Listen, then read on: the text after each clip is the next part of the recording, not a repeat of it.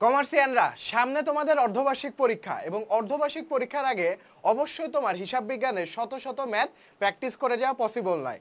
তো বিগত বছরে কোশ্চেন অ্যানালাইসিস করে দেখা যায় যে ঘুরে ফিরে 5 থেকে 6টা টাইপের ম্যাথই কিন্তু তোমার চলে আসে। তো সবাইকে স্বাগত জানাচ্ছি অধ্যায়ভিত্তিক সাজেশন সিরিজে। তো এই সাজেশন সিরিজে আমরা হিসাব বিজ্ঞানের প্রতিটা চ্যাপ্টারের যেই টাইপের ম্যাথগুলো ঘুরে ফিরে বারবার আসে এবং যেই টাইপের ম্যাথগুলো করে গেলে তুমি ইনশাল্লাহ 100% কমন পাবা তোমার কলেজের পরীক্ষায়, তাই ভিডিওটি অবশ্যই শেয়ার করতে ভুলবে না। তো চলো দেরি না করে শুরু করি। তো দেখো, সৃজনশীলে ক নাম্বারে যে ম্যাথ করলে তুমি 100% ইনশাল্লাহ কমন পাবা।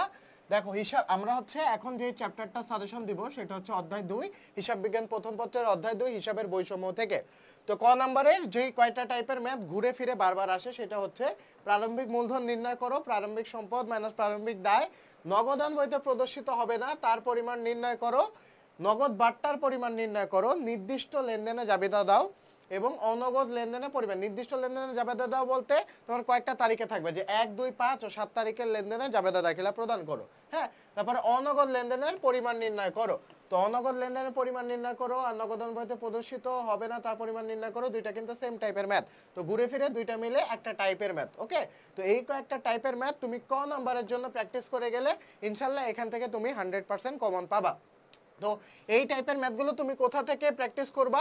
এই টাইপের ম্যাথগুলো কিন্তু তোমার বইয়ে অগোছালোভাবে দেওয়া আছে। তো আমরা আমাদের কোর্সে যে কাজটা করছি, এই কোর্সে এই টাইপের ম্যাথগুলো যেখান থেকে তোমার বারবার ঘুরে ফিরে আসে ওই টাইপের ম্যাথগুলো তোমার সুন্দর মতো ভেঙে ভেঙে পার্ট বাই পার্ট, এই যে ক নাম্বারের জন্য এই টাইপের ম্যাথগুলোর যত ক্লাস আছে সব একটানে তুমি শেষ করে ফেলতে পারবা। তো কোর্সের বিস্তারিত জানতে তুমি কমেন্ট বক্সে দেওয়া লিঙ্ক থেকে আমাদের ভিডিও দেখে আসো। ভিডিও দেখলেই বুঝতে পারবে যে কত গোছানোভাবে আমাদের ক্লাসগুলো নেওয়া আছে। তো চলো পরবর্তীতে চলে যাই। সৃজনশীল খ এবং গ নাম্বারে যে টাইপের ম্যাথগুলো করলে তুমি 100% কমন পাবা। তো এখান থেকে তোমার নগদান বই থেকে যেমন ম্যাথ আসে তেমনি টেবুলার সামারি বা ছক থেকে তোমার ম্যাথ আসে। তো লেনদেনের জাবেদা, টেবুলার সামারি বা ছক এখান থেকে একটা টাইপের সৃজনশীল পাবা।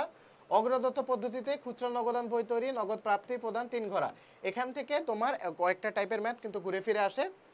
আর হচ্ছে খতিয়ান প্রস্তুত করো।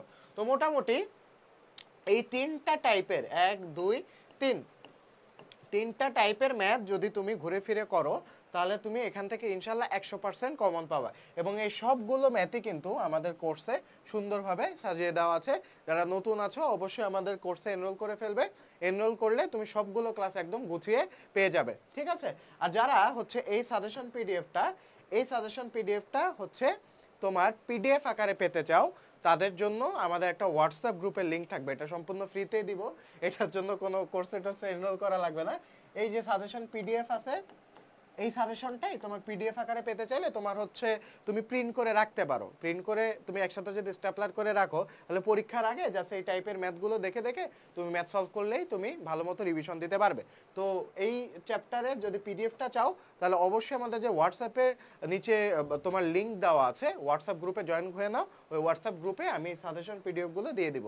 তো দেখা হচ্ছে পরবর্তী ক্লাসে। তোমাদের যদি স্পেসিফিক কোনো রিকোয়ারমেন্ট থাকে বা স্পেসিফিক কোনো বিষয়ে গাইডলাইন চাও তাহলে অবশ্যই কমেন্ট বক্সে জানাতে ভুলবে না। তো দেখা হচ্ছে পরবর্তী ক্লাসে। আসসালামু আলাইকুম।